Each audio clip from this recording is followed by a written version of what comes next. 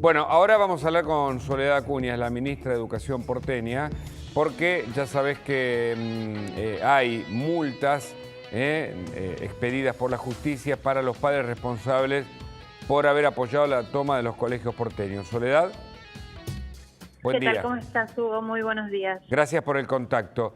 ¿Cómo resolvió la justicia estos casos de los padres a quienes ustedes denunciaron?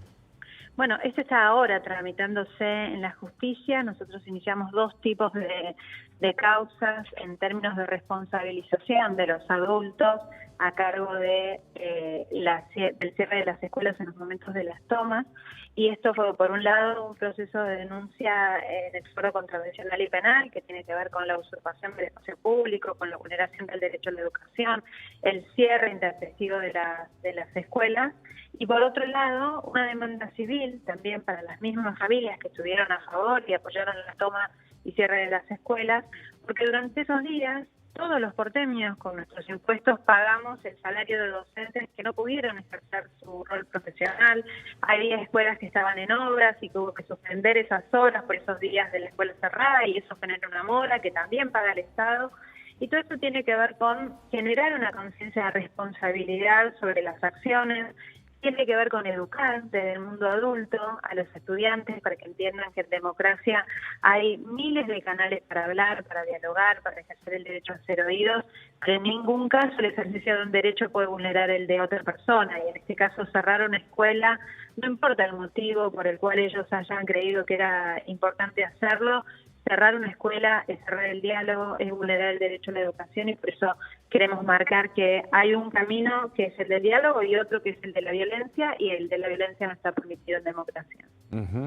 Entiendo que por un lado había denuncias penales y por otro lado a nivel civiles por daños y perjuicios. Estas son las que están avanzando sobre el pago de 50 millones de pesos que tendrán que hacer creo que son 366 padres denunciados, ¿no? Exacto, son 366 padres en distintos expedientes de acuerdo a cada escuela. En cada escuela lo que se evaluó es cuántos días estuvo la escuela cerrada, qué daños se generaron si es que los hubo, y además del salario docente de esos días en cada escuela. Con lo cual ahora la justicia lo que tiene que resolver es cuánto le corresponde a cada familia en cada expediente por cada escuela.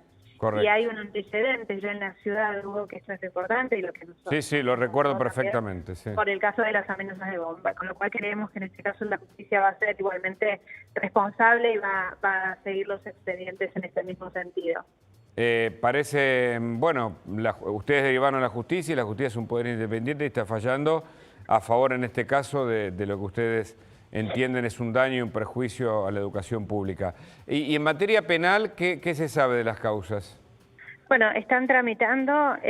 También lo que pasa es que no hay una figura exacta que tipifique la forma de toma, ¿no? Sino que nosotros lo hacemos sobre la interpretación de un artículo del Código Contravencional y Penal que habla de la intrusión de espacios públicos, de la violación del derecho a admisión, y sobre todo lo estamos agravando por el hecho de haber vulnerado el derecho a educación de otros estudiantes.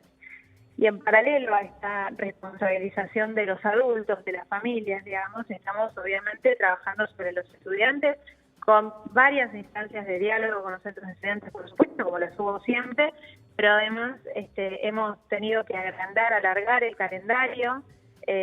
Hemos llegado a casi el 23 de diciembre, en algunos casos de escuelas que estuvieron muchos días cerradas, porque cada día hace la diferencia, cada día vale la pena. Cada día hay que recuperarlo porque tenían un sentido pedagógico, y más allá de los chicos que tomaron, el resto también requieren y necesitan recuperar esos días. Entiendo que las tomas se desarticularon de a poco. Hoy hay una toma en el Colegio Nacional de Buenos Aires, pero que depende de la Universidad de Buenos Aires. Es distinto. Y como sé que en general hay contactos con el universo educativo de otros países, ¿ocurre este tipo de hecho en otros lugares, países del primer mundo, que se tomen los colegios? ¿Y cómo actúan los gobiernos si es que esto ocurre? Mira, depende, hay algunos casos en Latinoamérica, pero no en otras partes del mundo, de los países a los que nos queremos parecer, esto no sucede.